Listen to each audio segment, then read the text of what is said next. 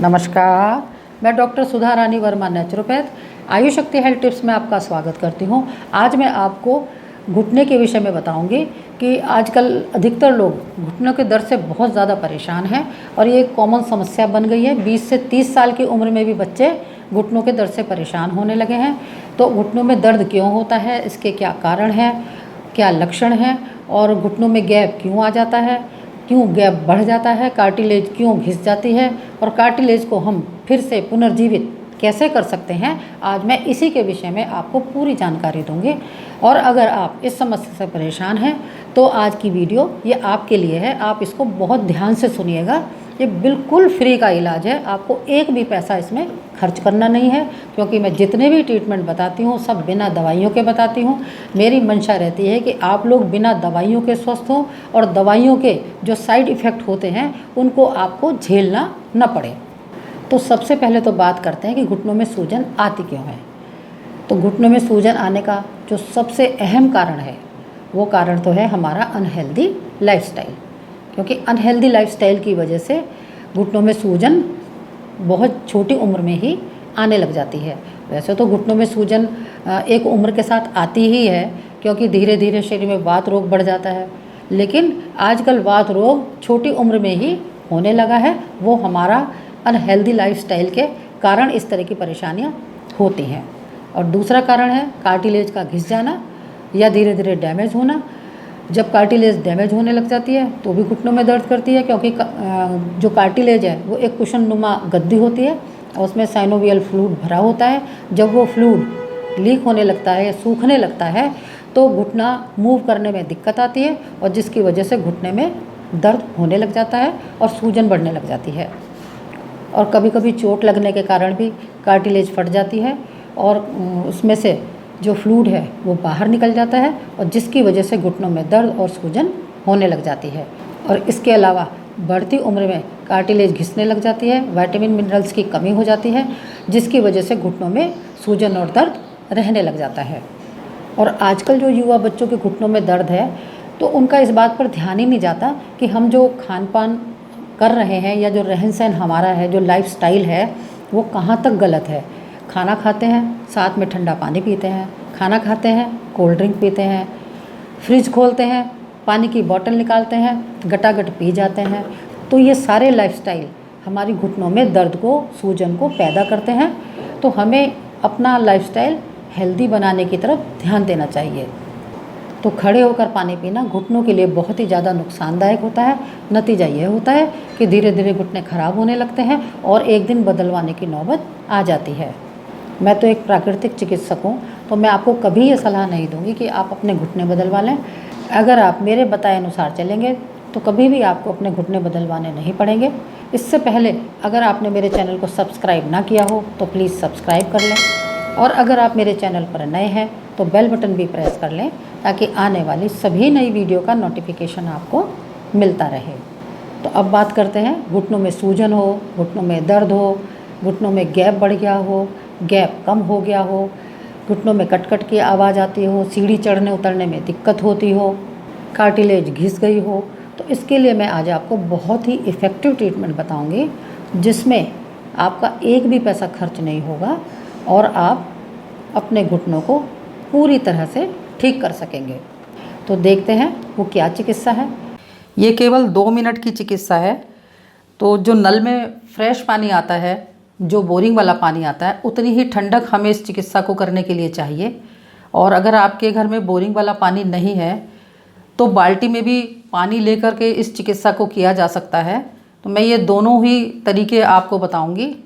तो पहले मैं दिखाती हूँ कि नल से इस चिकित्सा को कैसे करते हैं। तो एक पटरी लेंगे और पटरी को नल के नीचे सेट कर लेंगे और पानी को खोल देंगे, और जिससे घुटनों के ऊपर 1 मिनट तक हम लगातार पानी डालेंगे। और ये पानी ज़्यादा ऊंचाई से नहीं डलना चाहिए ताकि आपको इसकी चोट पहुँचे। जब इसका 1 मिनट पूरा हो जाए तो दूसरा घुटना पटरी के ऊपर करेंगे, और जब इसको करते हुए भी 1 मिनट पूरा हो जाए तो नल बंद कर दें और अपने कपड़ों को पहनकर तेज़ रफ्तार से पार्क में टहलने के लिए चले जाएंगे। कम से कम 20 से 30 मिनट हमें पार्क में टहल कर आना है, ताकि जो हमारी टांगों में, घुटनों में ठंडक आ गई है, वापस से उसमें स्वाभाविक गर्मी आ जाए। अब मैं आपको बताती हूँ दूसरा ट्रीटमेंट कैसे करना है। तो बाल्टी में पानी लेंगे और पानी का टेम्परेचर इतना ठंडा होना चाहिए जैसे घड़े का ठंडा पानी होता है। इसके लिए फ्रिज की बोतल से ठंडा पानी इसमें मिक्स कर लेंगे और घड़े जैसा टेम्परेचर बना लेंगे। उसके बाद दोनों घुटनों पर 2 मिनट तक लगातार हम पानी को डालते रहेंगे। जब 2 मिनट पूरे हो जाएं तो खड़े होकर अपने कपड़े चेंज करें और पार्क में टहलने के लिए चले जाएं। कम से कम 20 से 30 मिनट हमें पार्क में टहल कर आना है, ताकि जो हमारी टांगों में, घुटनों में ठंडक आ गई है, वापस से उसमें स्वाभाविक गर्मी आ जाए। जो व्यक्ति बूढ़े हैं, कमज़ोर हैं, चल नहीं सकते, उनको ठंडे पानी में तौलिया भिगो के घुटने से लेकर पैर के पंजों तक 1-1 मिनट तक दोनों पैरों पर ठंडे तौलिए से पोंछ दें और फिर कंबल उड़ा करके लेटा दें। जब तक स्वाभाविक गर्मी वापस ना आए तब तक कंबल ओढ़कर लेटे रहें। मैंने पहले भी इस तरह की एक वीडियो बनाई हुई है और बहुत सारे कमेंट्स मुझे मिलते हैं कि मैडम आपकी इतनी बढ़िया वीडियो है कि हमें इसको करने से पहले ही दिन आराम मिलता है।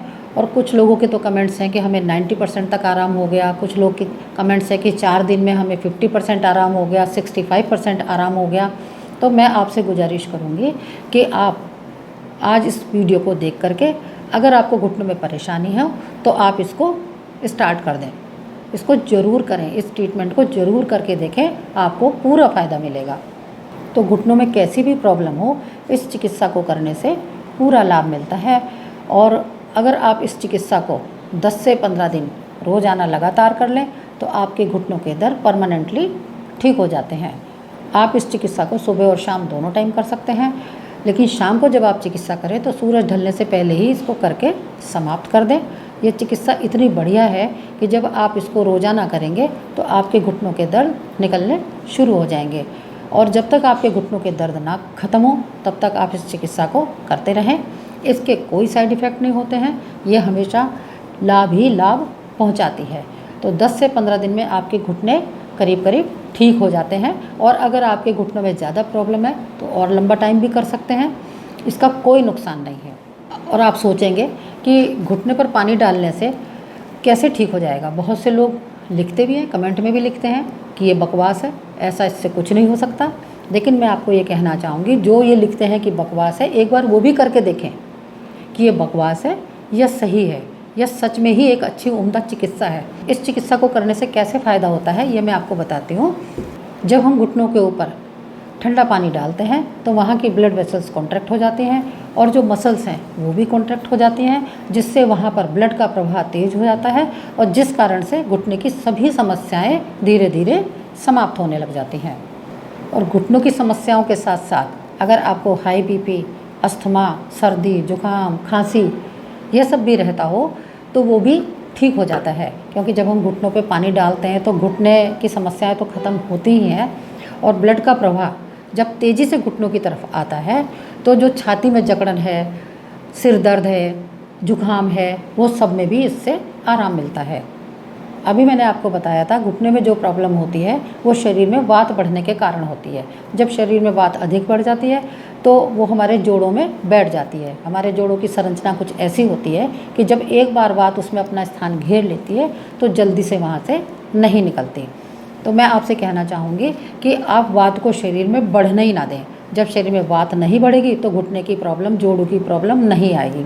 जब आपको ऐसा लगे कि आपके शरीर में गैस की अधिकता होने लगी है, इसका मतलब ये है कि मल जो है वो आंतों में रुकने लगा है, पेट अच्छी तरह से साफ़ नहीं हो रहा है। तो ऐसी स्थिति में हमें पेट को साफ़ करने के लिए वाटर एनिमा का सहारा लेना चाहिए, क्योंकि वाटर एनिमा एक नेचुरल प्रक्रिया है तो उसका कोई नुकसान नहीं है। वाटर एनिमा पे भी मैंने वीडियो बनाई हुई है, उसका लिंक मैं डिस्क्रिप्शन बॉक्स में डाल दूँगी, आप देख लीजिएगा। तो आज की जानकारी यहीं तक। आपको मेरी जानकारी पसंद आई हो तो मेरी वीडियो को लाइक करें, शेयर करें और मेरे चैनल को सब्सक्राइब ज़रूर करें। नमस्कार, धन्यवाद।